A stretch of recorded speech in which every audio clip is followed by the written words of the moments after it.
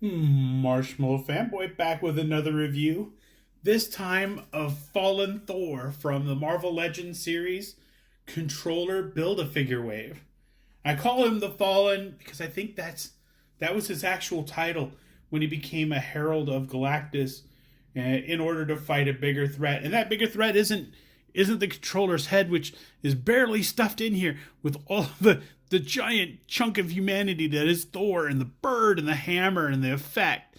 They found just a tiny little space for controller's head. Now, I wasn't going to get this figure except for it was on sale, and also I didn't know that he was connected to Galactus at all. And I bought the Galactus HasLab, and I haven't opened it. I don't think I'll ever open it. It's enormous. It's just enormous. Like the box that it comes in is if you were a little kid, you couldn't jump into a pool that deep. It's pretty intimidating. But it's got artwork on the side. I don't know who that is. Artwork on that. I'm pretty sure that's Jim Chung too. Am I wrong? It felt like Quake. Quake was Jim Chung also, but I don't know. Yeah, I don't know who that is, but it's really good art. There's got to be a Marvel artist working right now. Like most of the packages seem like they're done by somebody who is actually publishing comics there at Marvel, whose artwork I've seen.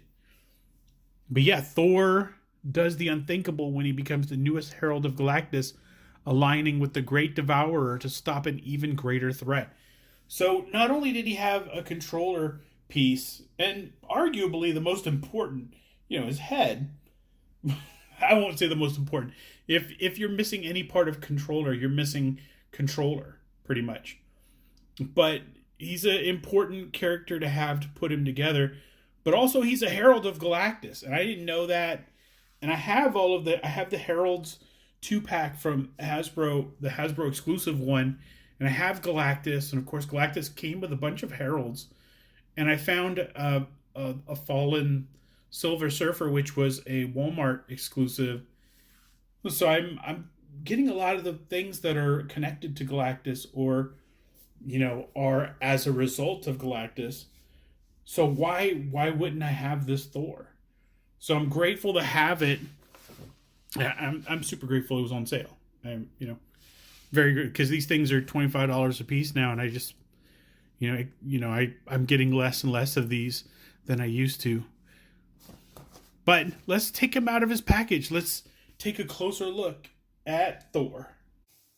Now that he's out of the package, let's take a closer look at Thor The Fallen, which is not what the figure is titled, and I don't think it's on the back of the box either. But he's powered by Galactus, and when Silver Surfer it was Silver Surfer The Fallen. It was a Walgreens exclusive.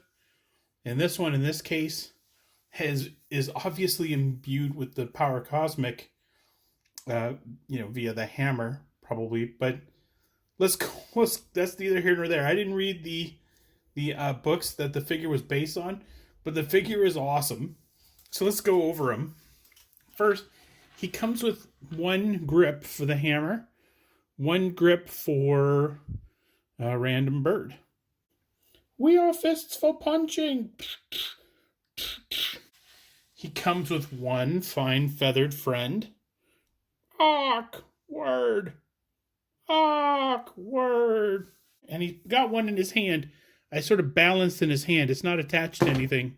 Oh no, but it was attached to Thor himself. This one's kind of it'll stand up by itself, but I thought it would look cooler in his hands.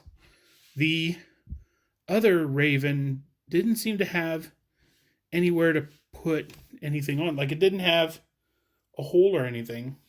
So he's got the hammer with the lightning effect, and all I did to make the lightning effect stay on was there was one part of the lightning effect that was kind of a loop, and I stuck the hammer through that and put it in his hand to keep it in one place. Otherwise, it was sort of difficult to deal with. It probably would have looked good in his hand, but it probably would have drooped off of his hand. Wow. He's not going to stand up at all. Okay, let's get it out of his hand. Let's go hands on. So like I said, the lightning effect, this is a completely separate effect. So let's take a closer look at the long, beautiful Legolas-like hair. He's like Thor the elf, but he is not an elf. He is definitely still Asgardian. He's got this cool kind of light velvet, light purple, like a light lavender stripe that goes all the way up and goes all the way down the cape. That is super cool. That is not a detail I've seen before, and it's sculpted on. Like, this is sculpted on to the cape, so this might be a pre-existing cape, but that stripe is sculpted on. This is really nice. The hair is also movable off here, and the bands, the lavender bands, are sculpted on also. It's a really nice touch. I mean, it's still kind of, if you just had the head, you wouldn't know that was Thor. But it's still really cool. It's got the Thor touches. I mean, the discs kind of on the chest are iconic, even though on this one they're asymmetrical and it forms sort of a D for, I don't know, probably doesn't stand for anything. So there's these floppy shoulder pads that connect to something over here so that the arms can swing. Oh, they're connected to the arms. Great. So they can go all the way around. First, let's test his Thor's vision. So here we go. No up. Big surprise. No up. Big surprise. A little bit of down if you hold the hair up. His wingspan is about out to here. I don't know if that's because the shoulder pads sort of dig back in, but that is his wingspan. Bicep swivel. Single elbow. Wrist swivel. Wrist hinge. Mid-torso rocker. Standard Marvel Legends legs. Really well hidden thigh swivel. Double knees, but that's as far back as I can go. Looks like the articulation is somewhat hindered by the boot. Ankle rocker. Foot hinge. Overall, this was a fun figure to pose out, fun figure to look at, and it might be a really good excuse to get the storyline and see what it's all about. So if you can't pick him up in stores, he comes with a Build-A-Figure part to build the controller. So get him while you still can, and until then, enjoy your toys.